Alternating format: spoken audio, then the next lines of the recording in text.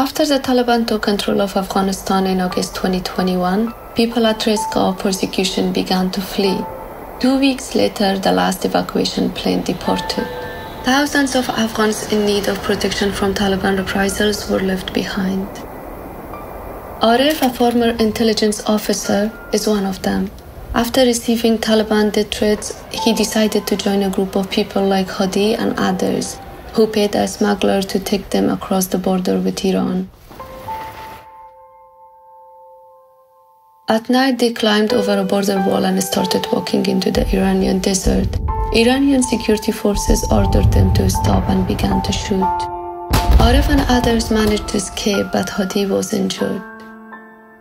A bullet went into my left calf and came out the other side. I ran for 5 or 10 steps and I fell down unconscious for 3 hours. I woke up in an Iranian detention center.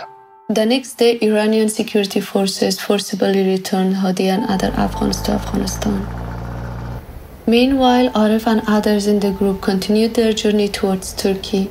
After 2 weeks, they reached the border, but when they jumped over a border fence, Turkish security forces opened fire on them.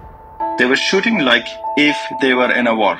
I saw a woman and 2 young children injured. I was very scared. I'm amazed I survived. Aref returned to Iran and made it into Turkey a few days later. While walking through the mountains, Turkish security forces arrested him and other Afghans traveling with him. The Turkish security forces asked why we left our country. We said that we were at risk there. They replied, "It is not our business. We will kill you here."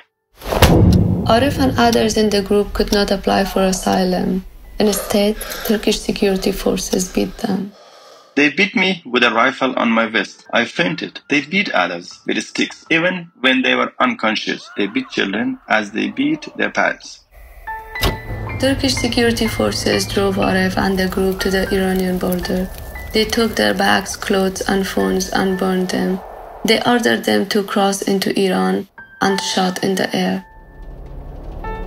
Back in Iran, Iranian security forces arrested the group and took them to a detention center, where guards repeatedly beat Aref and other detainees before forcibly returning them to Afghanistan. Aref and others in the group could not apply for asylum in Iran. Following his ordeal, Aref is back to square one, trapped in Afghanistan and at risk of being arrested by the Taliban.